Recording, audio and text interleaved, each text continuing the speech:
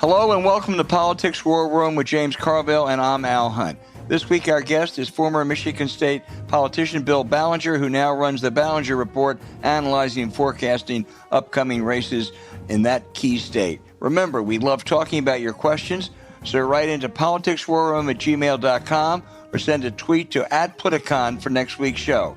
We'll get to as many as we can, and don't forget to tell us where you're from. Please check out the links to our sponsors, Blinkist and the Jordan Harbinger Show, in the notes. We thank you for supporting them. It helps make this podcast happen.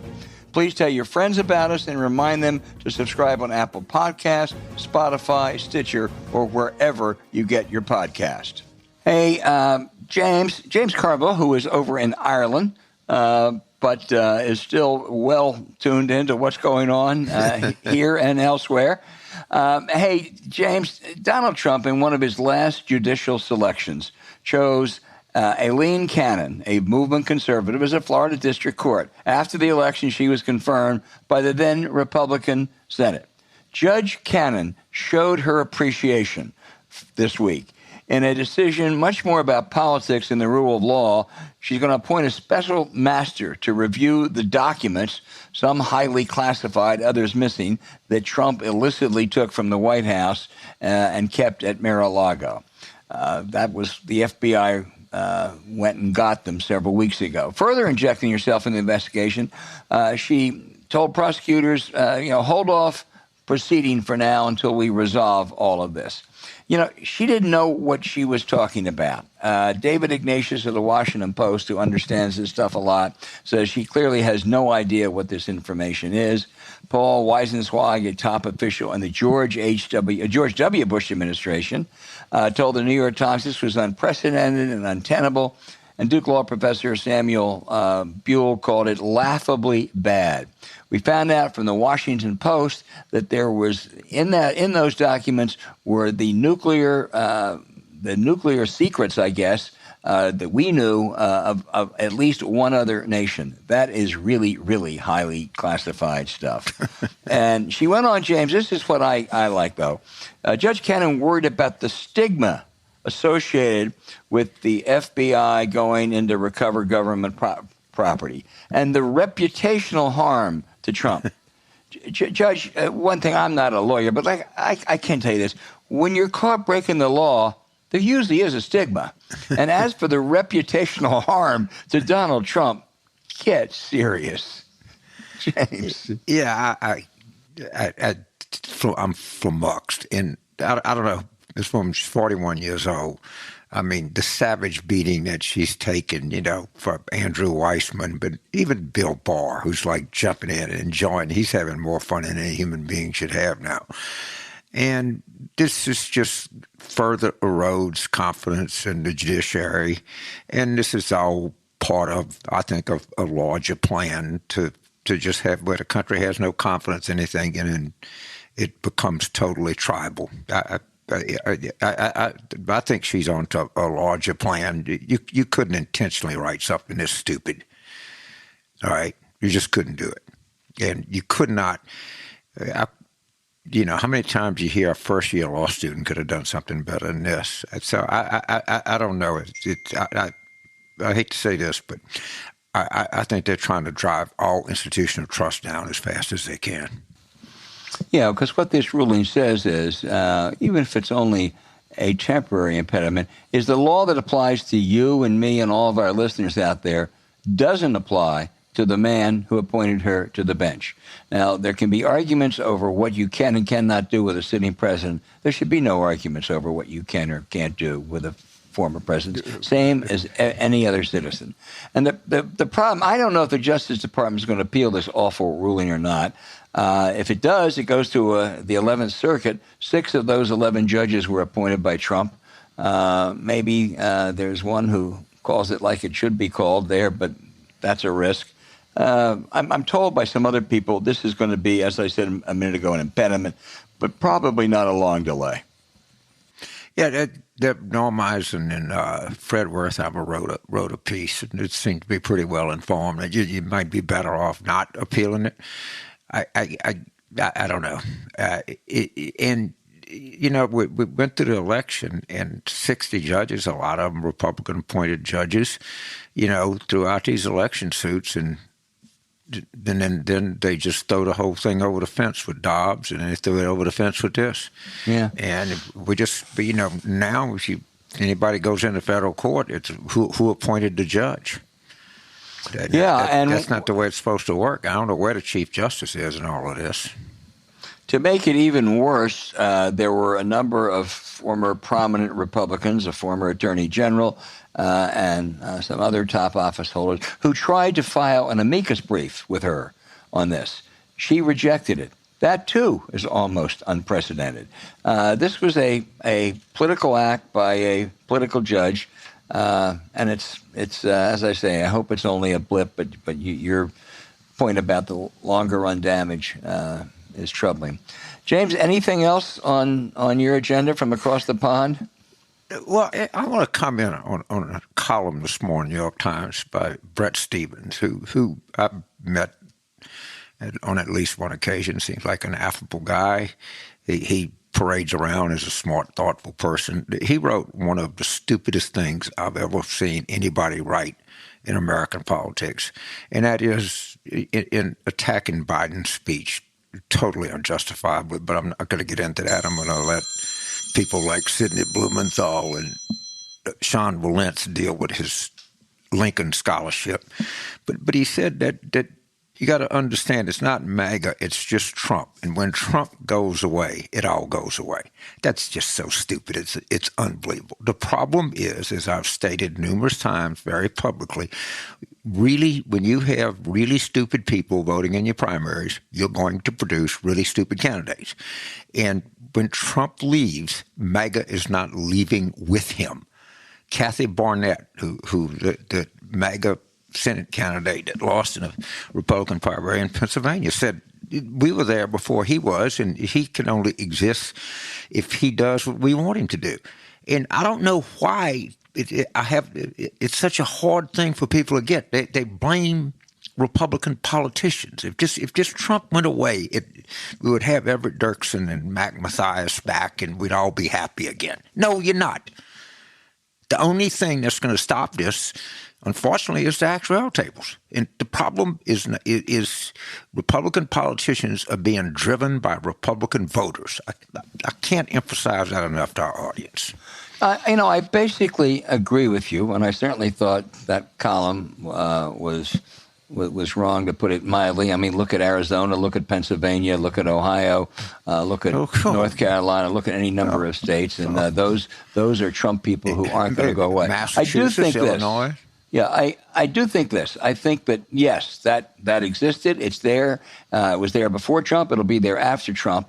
But I think Trump makes it worse. Trump gives some people license that might not have had it before. He aggravates it.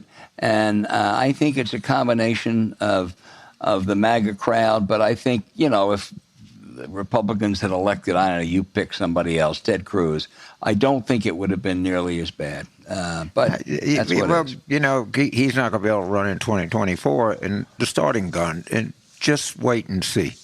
All right? Just wait and see. Yeah. It ain't going to get better. It's going to get worse. And as opposed to one guy holding the torch, they're going to be 5 trying to grab the torch away. That's going to make them crazy and crazy and crazy. And some of these people that they're nominating, even by Trumpian standards, are crazy. So I don't think. I think this is almost all voters getting what they demand, and politicians are Republican politicians don't have much to do with this. It's all being driven from the ground up. Well, Bill Kristol, who has been prescient on this for a long, long time, said the other day the Republican Party, as we have known it, is over. And if you want to try to rebuild something else, you have to do it. But if you think as you said a minute ago, if you think you can cling on to this party as the Kevin McCarthys of the world are doing, and say, hey, we can just make a few tweaks, a few fixes, and we'll be fine. We are in total agreement that's delusional. And it's this entire idea, Bret Stephens, Ross Duhart, but we don't like Trump, and he's uncouth and uncultured. But look at AOC. Okay, go ahead, compare the two. One, I think, is kind of naive and, has a celebrity aura about it. The other one is pure evil. If you don't know the difference between naivete and evil, I can't explain it to you. But that's their whole brand. Right? We'll admit to this, but you got to admit to that. No. Yeah. No. Yeah, no, I know. No. I agree.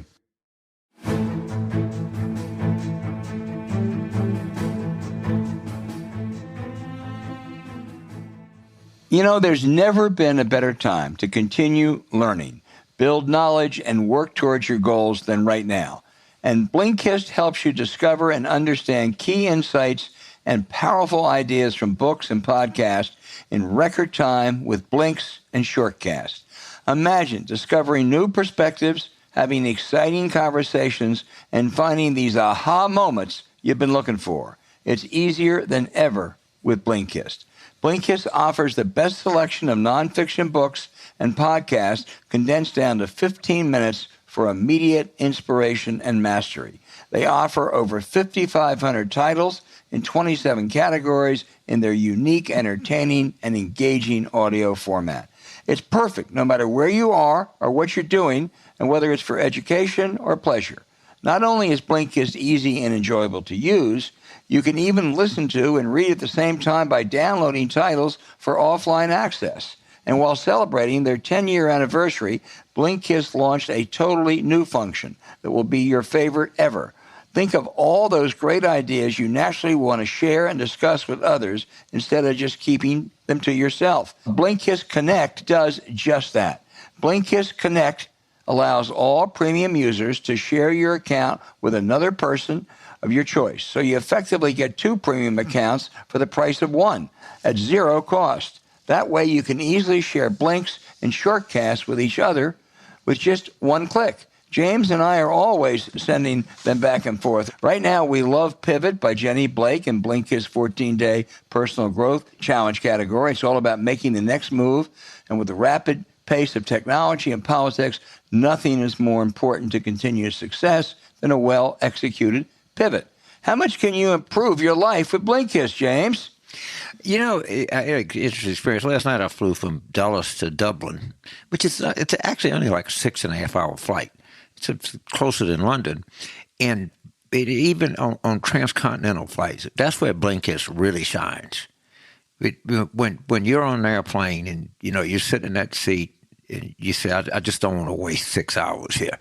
You're so much smarter when you land and when you took off if you use Blinkist. I think that's a really good use of that. And a lot of, when you're stuck on an airplane, that thing is golden. Yeah. Well, right now, Blinkist has a special offer just for our audience. Go to Blinkist.com/warroom to start your 7-day free trial and get 25% off a Blinkist premium membership. That's Blinkist, spelled Blinkist,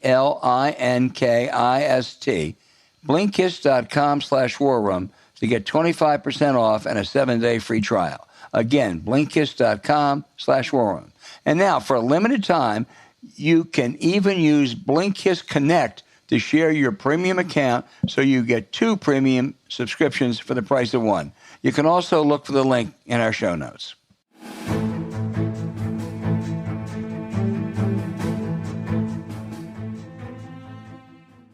Hey, James, our guest is Bill Ballenger, editor of the Ballenger Report, the #1 political report in the key Wolverine state. Bill, some really important races in Michigan, but overarching, it seems to me now, is abortion. It's complicated. So see if I get this right. With the overturning of Roe, the state reverts to its 1931 anti-abortion law. No exceptions except for life for the mother. An appeals court stays enforcement of that law, and pro-choice Democrats collected far more than necessary signatures to put in abortion rights on the November ballot. Republicans have tried to block that, but the odds are the state Supreme Court, with a Democratic majority, will likely put it back on the ballot. That's long-winded, but is that basically right? You've got it right, Al. Well, all right, because that's important. That'll be a big issue. In the governor's race, then, If abortion rights is on the ballot, as you think it will be, and you know more than anybody, and the Republican candidate, Tudor Dixon, is anti-abortion, I believe she said with no exceptions, I'd love to be in Governor Whitmer's shoes.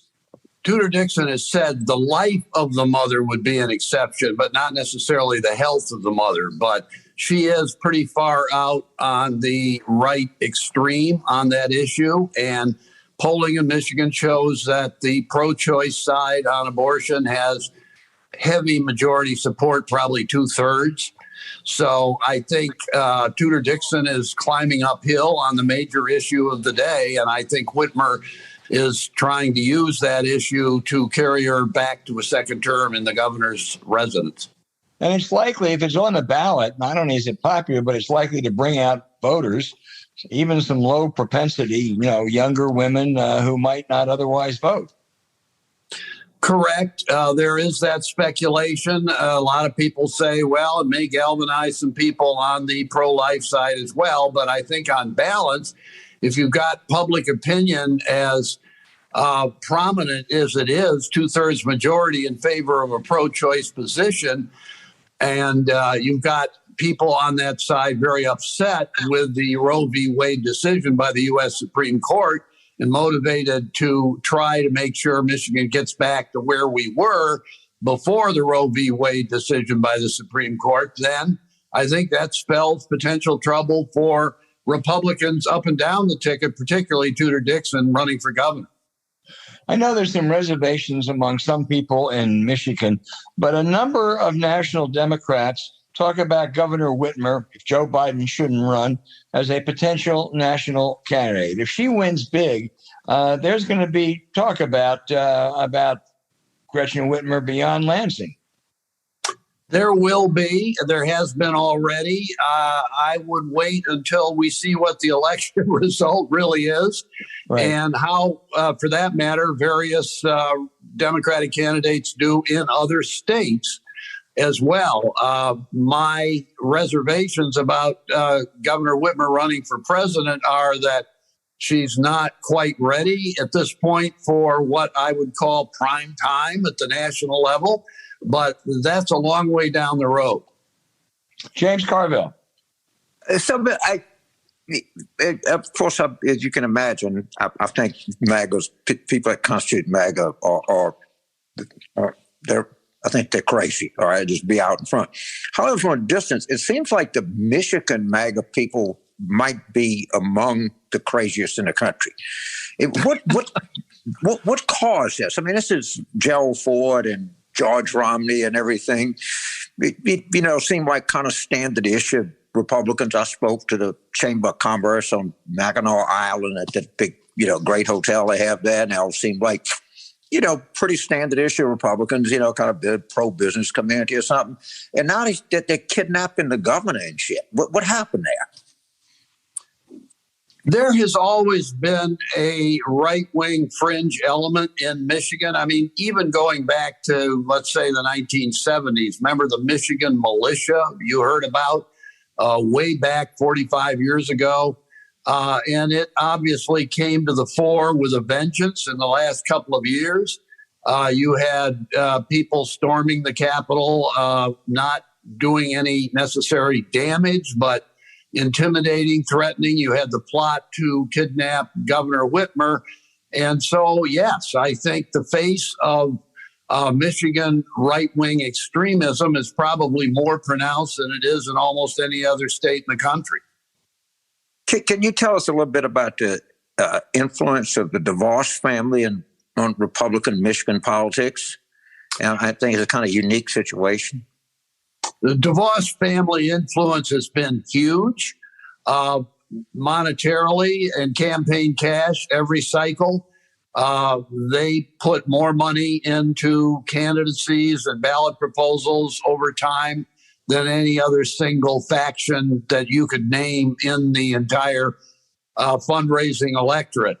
But that actually has kind of opened up a cleavage in the Republican Party, because these people who are, as you might say, extreme on the right, and people who, for that matter, are simple blue-collar, lower-income working families that now identify Republican, mainly because of the rise of Donald Trump.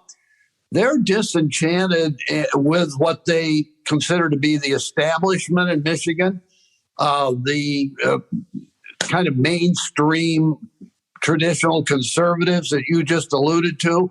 And that would include the DeVos family as the financial arm to a great extent of that establishment faction of the party. So there is a split, a cleavage within the Republican Party between the Trump slash right wing slash Michigan militia type elements of the Republican Party and the so-called establishment conservative DeVos section of the party. So before I turn over to Al, that other race besides governor, I think of Secretary of State race, AG, State Supreme Court, legislative races. Tell us, because Al is very big on this, and I agree with him, that there are a lot of these other races other than the headline races that are really important. You're right. We have all four of our so-called constitutional officers on the ballot this fall: governor, lieutenant governor, attorney general, secretary of state. Lieutenant governor runs in tandem with the governor, just like president and vice president at the federal level. But the other two offices are independently elected, attorney general and secretary of state. They are now held by incumbent Democrat Dana Nessel and Jocelyn Benson, respectively. They are being challenged by two Republican nominees who come out of that more conservative, grassroots, Trump, right-wing element of the party. They won the nomination at the state party convention recently. Those nominations are determined in state party convention, kind of like Virginia does for governor and other offices, not in a primary. So the establishment basically lost out. The people who are like Betsy DeVos, Ron Weiser, the state Republican chairman, the traditional Republican element of the party, they got whacked by the more conservative element wing of the party at the state convention.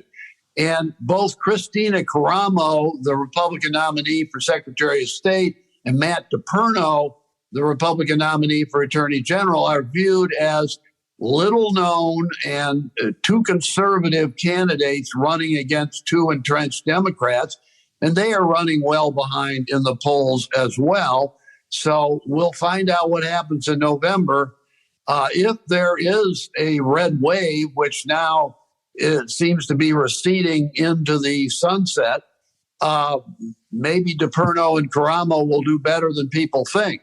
I don't think there's going to be a red wave in Michigan. I don't think it's necessarily going to be a blue wave, but it's certainly not going to be advantageous to the Republicans, I don't think, in Michigan in this off-presidential year, as everybody thought it would be just a few months ago. Albert? James mentioned the state Supreme Court. We have learned in the last several cycles the import of state Supreme Courts, including in Michigan. It makes a huge difference on all sorts of matters. Right now, whether abortion will go on the ballot or not. As I understand, you have a 4-3 Democratic majority. You have one Democrat and one Republican up.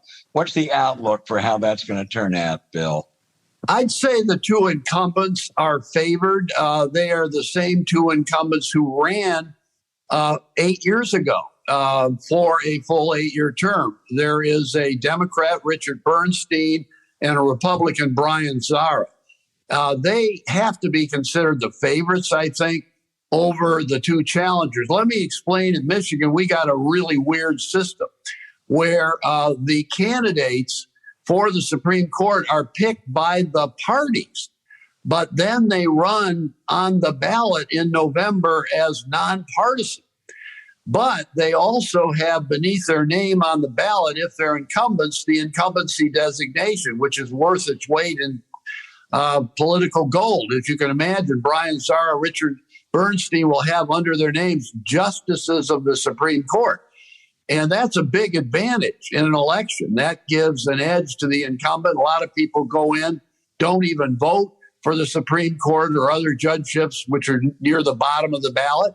And when they do, they look at the incumbent and the designation that this is the incumbent. And if they haven't heard anything bad about him, they say, what the heck? Let's just go with the incumbent.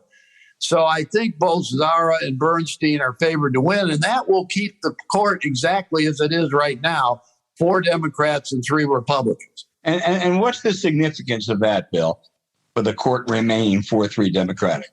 Well, there is a lot of litigation that's going to come up, as you can imagine, in the next few years. It could be, for instance, on abortion, even though there are decisions that the current Supreme Court may make even now, between now and November, or let's say before the end of the year. There will be other decisions involving abortion going on, and there will be decisions that have to be made on things like voting rights and term limits, which is also on the ballot in November.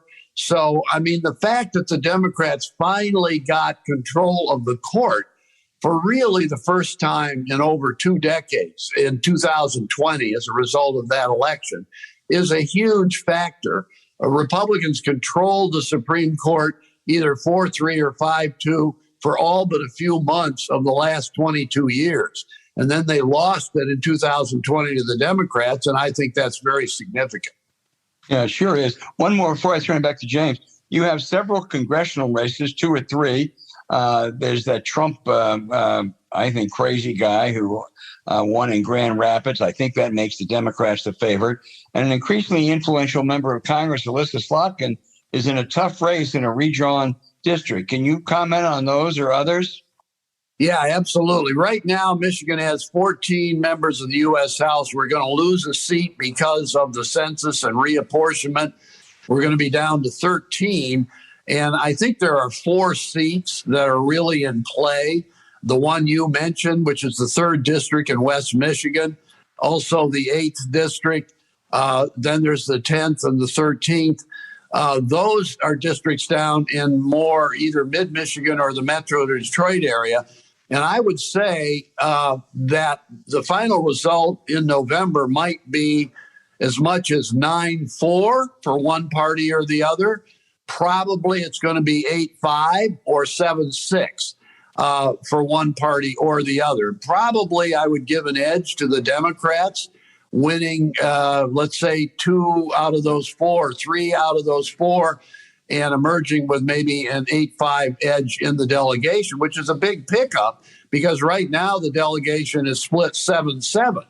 So all this talk about the Republicans regaining control of Congress, of the U.S. House, Kevin McCarthy, the Republican House leader in Washington, was in Detroit just last week saying the road to a Republican majority in the U.S. House runs through Michigan. You got to win these seats, Republicans. You got to make sure that the split in the delegation is at least 7-6 and hopefully 8-5 or 9-4. If not, Republicans are going to have to make up the difference somewhere else in the country. James Carville.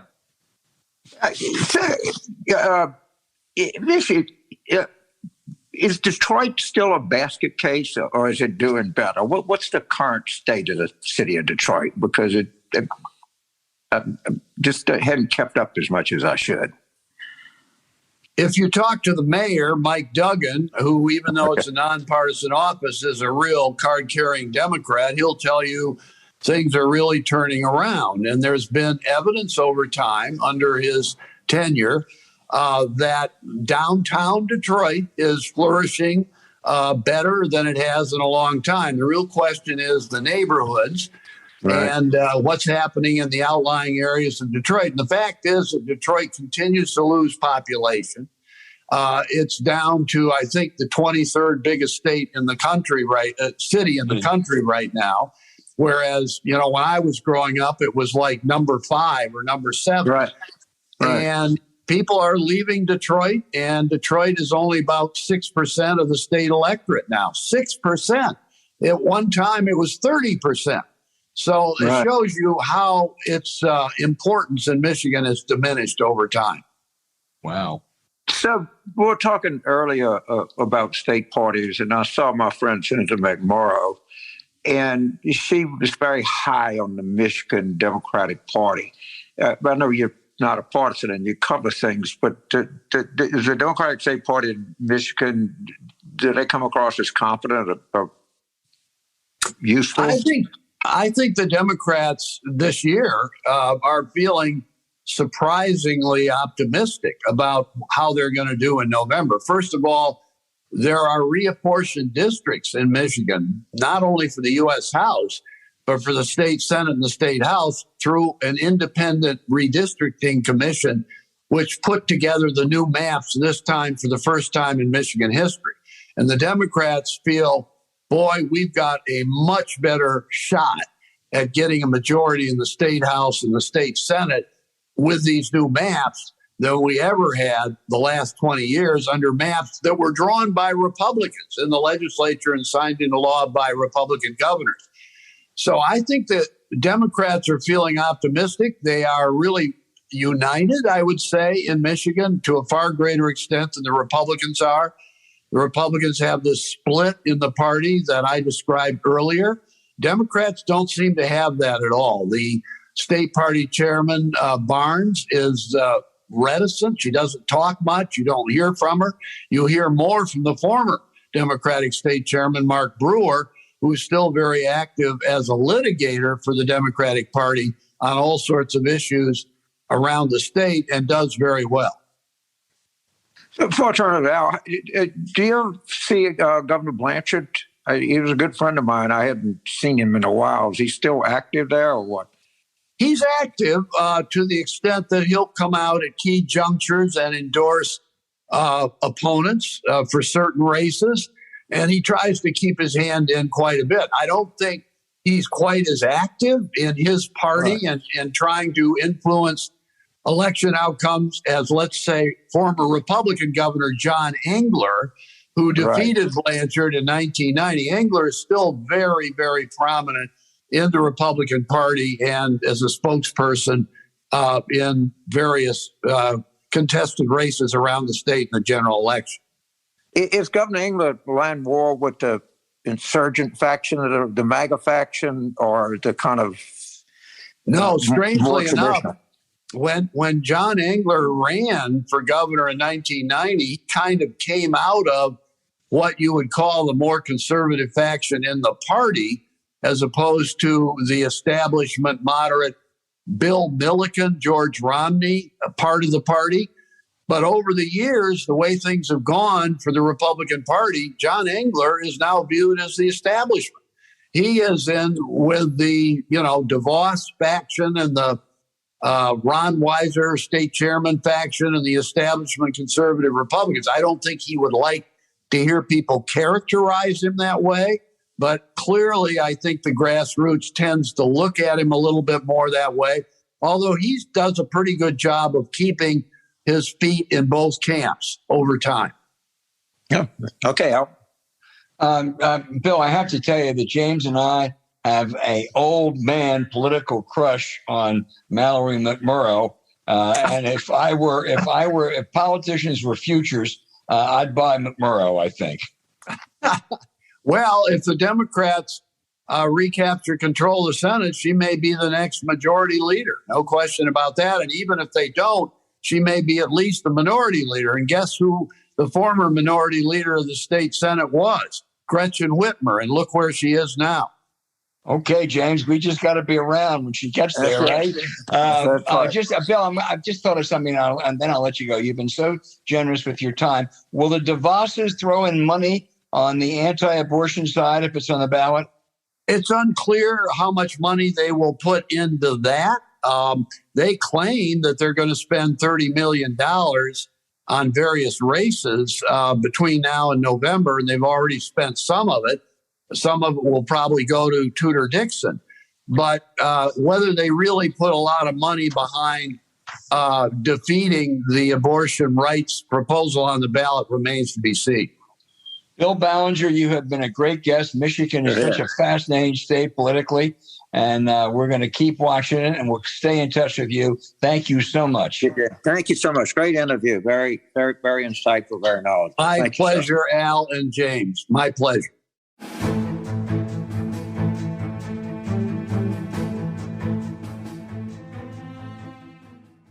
All right, James, here are the questions from our great listeners. I really mean that. They are such good questions.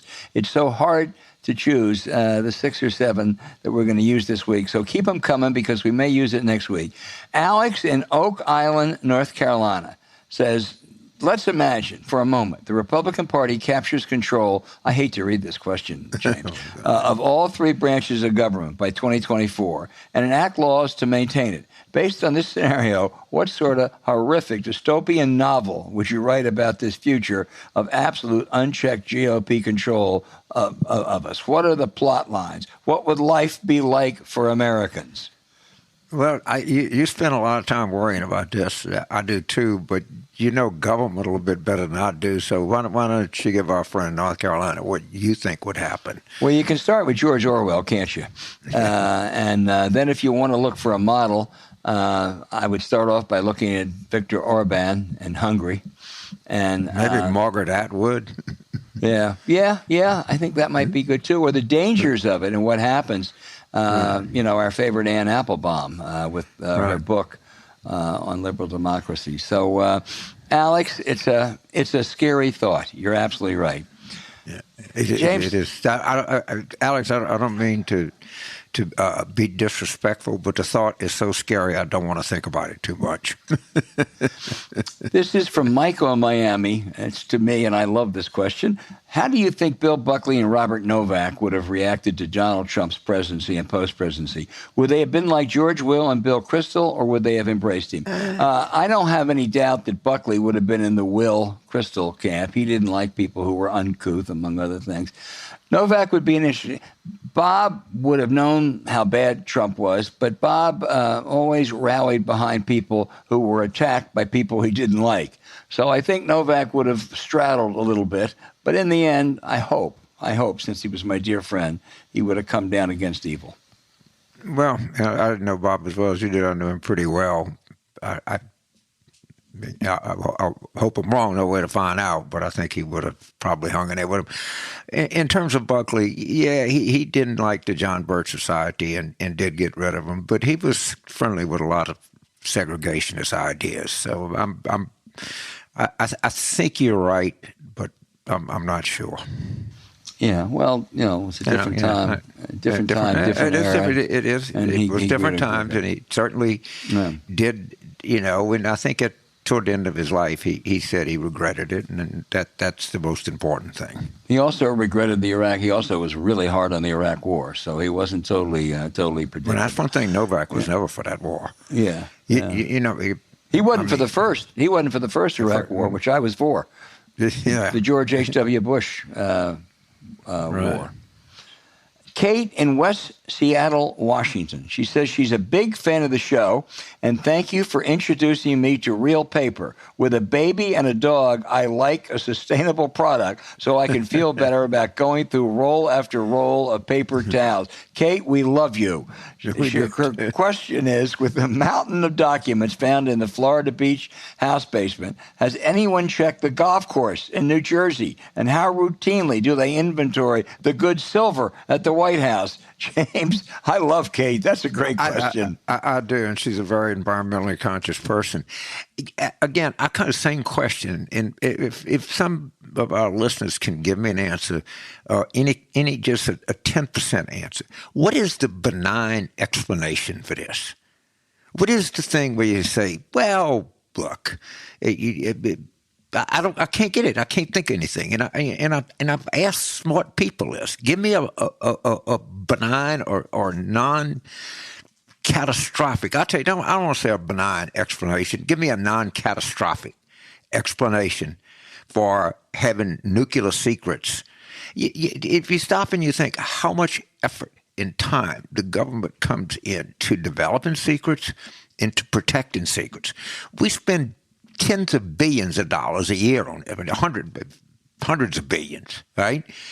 And there's so many rules and details, and I'm sure some people could say that it's overdone, but governments take their secrets pretty damn seriously. And just somebody please give me a non-catastrophic explanation for this? Because no one's been able to do it, and I've asked really smart people.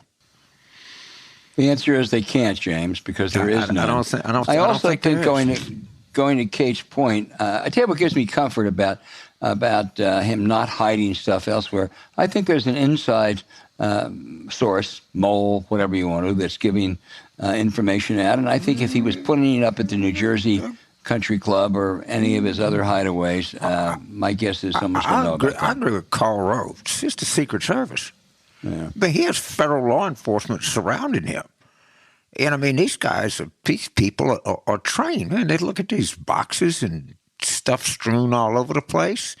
I mean, they're sworn to uphold the law. I think that's the most likely answer to the whole thing.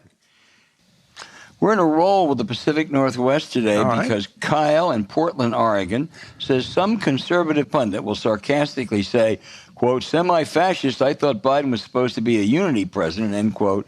And Chuck Todd and the rest of the panel just keeps moving on like that wasn't a ludicrous statement. Then Kyle asked, should the president be softening his language about fascism to be more unifying? And why should an American president be trying to find common ground between people undermining our elections and the rest of America? Kyle, you got several questions there. I think James and I are in agreement that it was kind of, it wasn't productive to use the term fascist because a lot of people don't know what it is. They're crazy, they're radical, they're extremists. And, boy, no president has reached out as much to try to find common ground. And most of the time, they just slapped his hand. I'd probably disagree somewhat. I mean, first of all, there are semi-fascists. Maybe more. What is storming the Capitol? Okay, what are fake electors? All right, what is trying to stop people from voting? But, okay, if that's not semi-fascism, then tell me what semi-fascism is. I mean, if you remember, Hitler never ever got over 33% or 32% when they seized power. I like the word extremist a lot better because people understand it and it's what they think. And I think sometimes, I'm not saying it's the equivalent of this identity left language silliness, but I do think extremism would have been a better word, although fascist, semi-fascist is 100% accurate. Yeah. That's what they are, you know. But semi-fascist is extremism.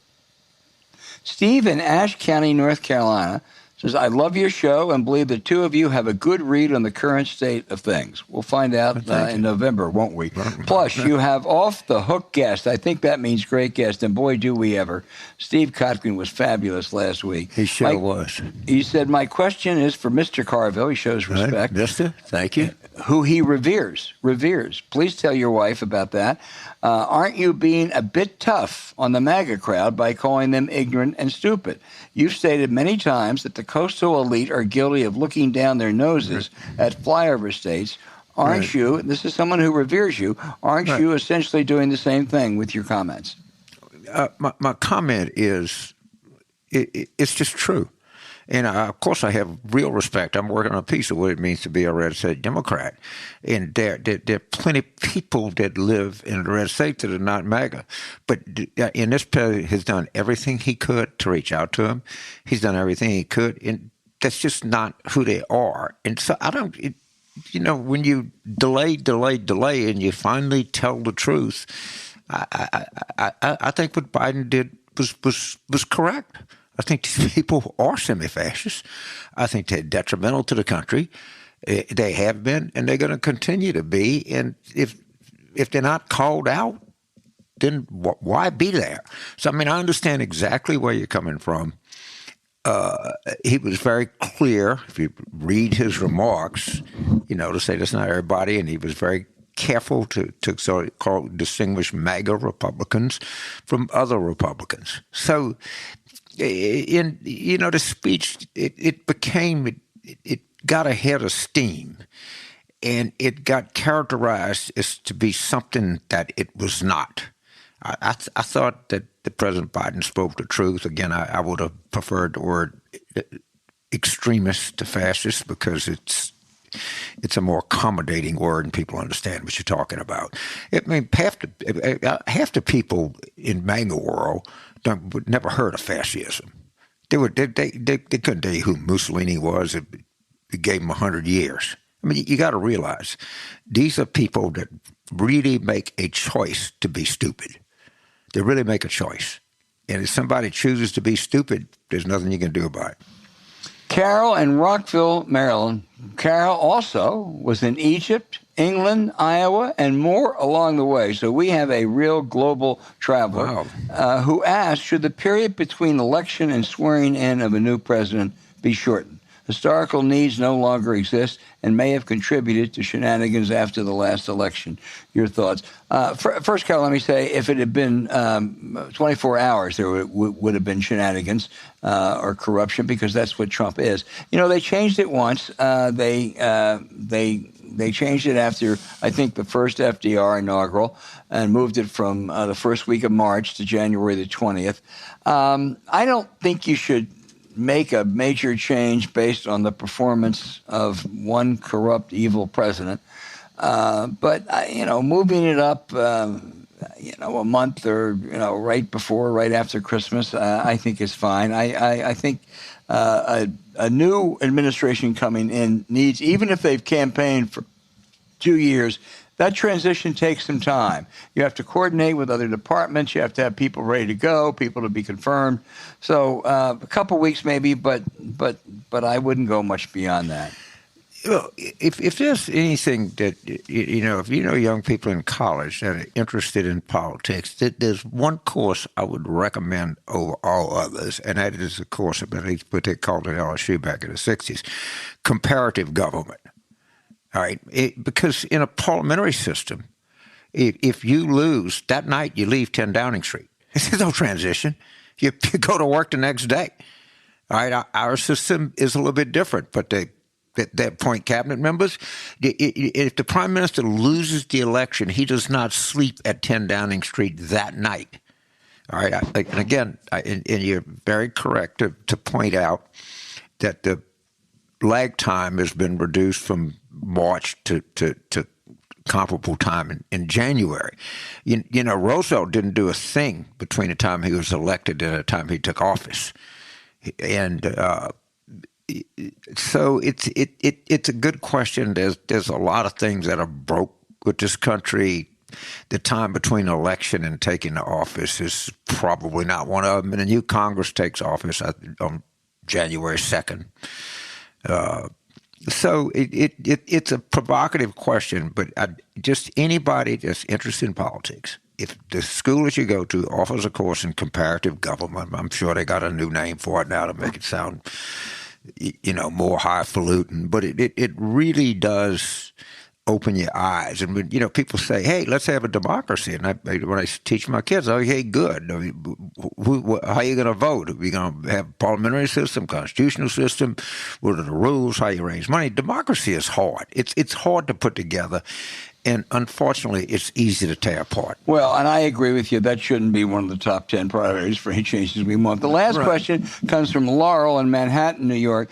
She said, I wrote to Pennsylvania Democrats on their website 6 weeks ago offering to get out the vote in Philadelphia for the midterms. I keep following up. This is discouraging, as these Senate gubernatorial seats are totally winnable, but she doesn't hear anything back. How can I shake these guys up?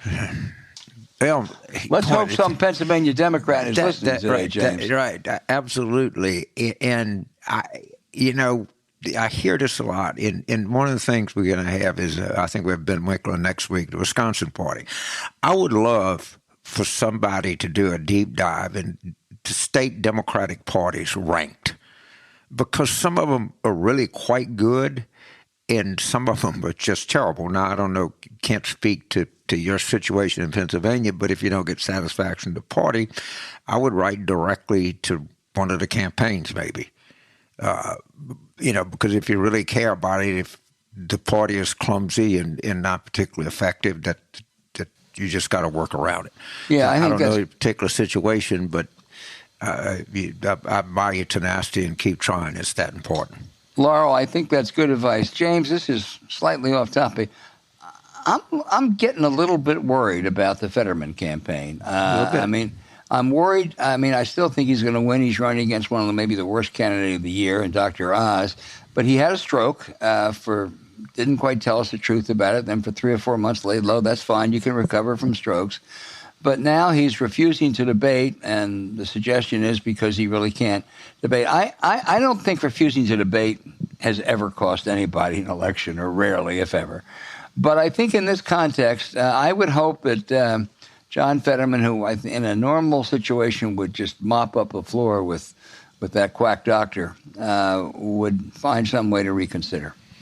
You know, I just have this screaming nightmare, and it's the Cal Cunningham nightmare. Mm-hmm. All right, I certainly two completely not comparable events, but you know, it's such an important race, and it's so important that he wins. And you know, you can't blame Oz for zeroing in on this. Pittsburgh Post-Gazette, by the way, wrote a pretty tough editorial. I don't know if you saw it, but it was pretty tough. Saying, you got to debate. I share your concern. That's what's making me nervous. Cal Cunningham, by the way, was the North Carolina Senate in 2020, who really was probably on his way to winning, and then he got caught in a sex scandal and lost by 2 points. Right, but obviously it's a different set of circumstances with Fetterman, right. But it just had the nightmare of. You know, I don't know what the value of a Senate seat is, but it's a lot. It's very high. Look at Kirsten Sinema and Joe Manchin, and you can understand. Well, if you look at, how we didn't do very well in the Senate, look at Cal Cunningham, and, we didn't do very well in Maine and Iowa and other places. It's not that they came up with a situation that allowed them to have that kind of power. And give Manchin credit, man. They drug her across the finish line, too. Right.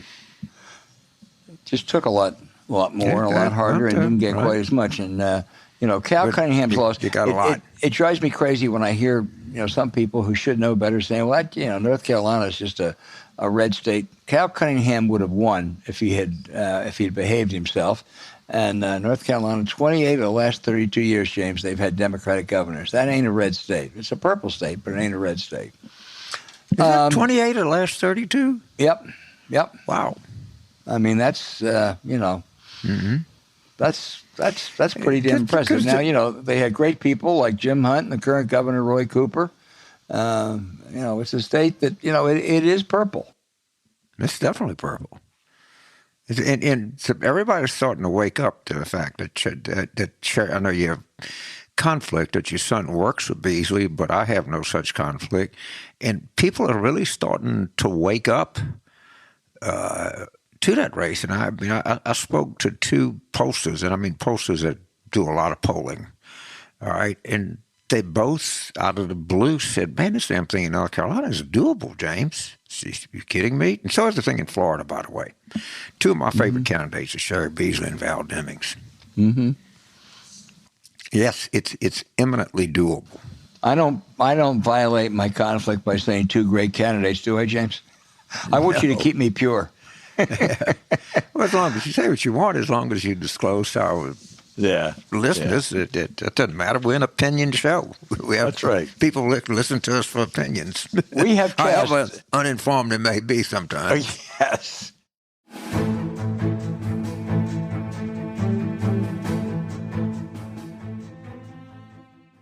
This episode is brought to you by the Jordan Harbinger Show, a favorite podcast of ours from long before they started sponsoring us.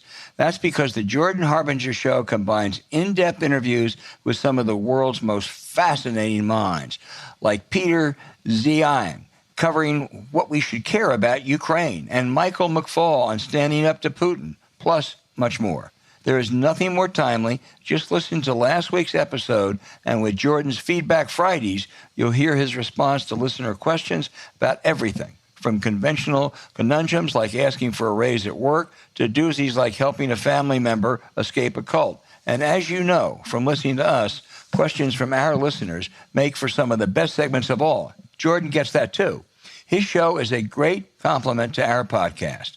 Here you might get the latest news about the midterm elections or what's happening to Ivy League education. On the Jordan Harbinger Show, you'll learn useful advice from heavy-hitting interviews with guests like Cindy Otis on how the CIA spots fake news, or Celeste Headley on how to have the conversations that matter. It's just the beginning. Our listeners have got to love this, James. Well, there's a word that describes that guy. It's called a polymath. It's somebody that's like, I think it means the genius at a number of things. I mean, the breadth of his intellectual appetite is really stunning. I mean, I love our show, but it's 80% politics, and he covers almost a different topic every week, and he does it in depth, and he gets the right guests and everything else. I mean, it's like I say, this guy's I'd love to have dinner with him one night. Okay, we'll arrange that. Good. Whether Jordan is conducting an interview or giving advice to a listener, you'll find something useful that you can apply to your own life in every single episode of the Jordan Harbinger Show.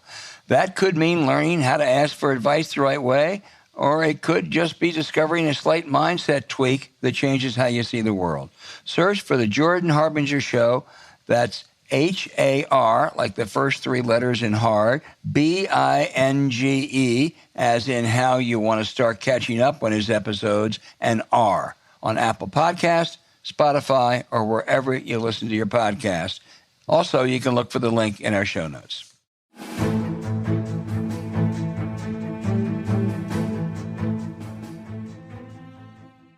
James, now for the outrage of the week. Michael Kirk's Frontline, PBS 2-hour documentary on the evil of Donald Trump, and particularly his many Republican enablers this week, was compelling. Leaders like Mitch McConnell and Kevin McCarthy knew he was a dangerous fraud, but went along for their own political interests, as did those second and third raters in the White House. There were conservative profiles and courage. Politicians like Jeff Flake and Mark Sanford, who lost their seats or had to resign or had to not run again because of that. And also conservative idea people like Bill Kristol and Michael Gerson, Mona Charen, Charlie Sykes, Pete Wehner, and then Liz Cheney, of course. But on Frontline, one falsely painted herself as one of those courageous few, Alyssa Farah Griffin, contrasting herself to the men around her. Now, the reality is she resigned from the White House a month after the election, when all the Trump's corrupt character was well known. In leaving, she said what a great privilege it was to have served him and all their great achievements. She now has a gig with the ABC show The View as an anti-Trump conservative. That's great. Fine for her. I'm happy for her. But let's not pretend she was there when it mattered. James. So sometimes there are events that overcome outrage, even in these outrageous times. And I want to note the passing of former New Orleans Mayor Moon Landrieu, who died at 92. Of course, he was the patriarch of a huge political family. His daughter's the United States Senator. His son is the former mayor of New Orleans, is now the infrastructure coordinator for the Obama administration. One of his daughters, Biden administration. For the Biden administration, I'm sorry, he's a law school dean, and another's a judge, and on down the line. But I mean, Moon Landrieu would be remembered for a lot of things. Being an awesome mayor is one of them. But he is the person that integrated the city of New Orleans, and then did it at great people pushing back like crazy and calling him every kind of name you can. And his commitment to civil rights predated his time as mayor of New Orleans. He was in the 60s. He was in the state legislature, and these segregation bills would go down, 99 to 1, and he'd be the one vote. So he not only is he spawned a great family, but he was a great man and a great mayor, and he will be missed, but he will be remembered fondly.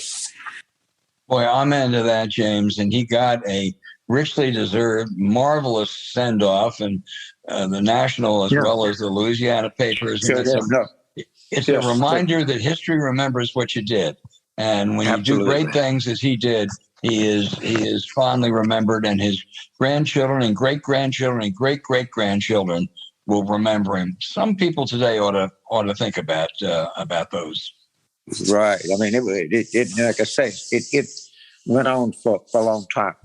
He predated the time that he was mayor in the legislature. And he was a real advocate for civil rights and racial equality all of his life, as was his son and his daughter and his entire family. Yeah, a great legacy. The Ballengers of Louisiana are like the Kennedys of Massachusetts and some others. They have done wonderful things that ought to make their state, and does make their state, I think, very proud.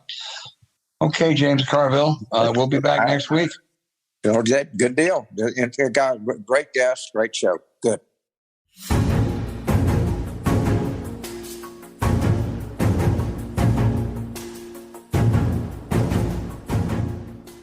Hey, thanks for listening to Politics War Room with James Carville, and I'm Al Hunt. Don't forget to send your questions for us by email to politicswarroom@gmail.com or tweet them for next week's show at Politicon. Following this episode, we'd appreciate it if you check out the links to our sponsors, Blinkist and the Jordan Harbinger Show, in the show notes. We thank you for supporting them. When you do, it helps make this podcast happen. To keep up with us, subscribe to Politics War Room on Apple Podcasts, Spotify, Stitcher, or wherever you listen. Please rate the show with a 5-star review. We'll be back next week with another show as we continue our War Room planning.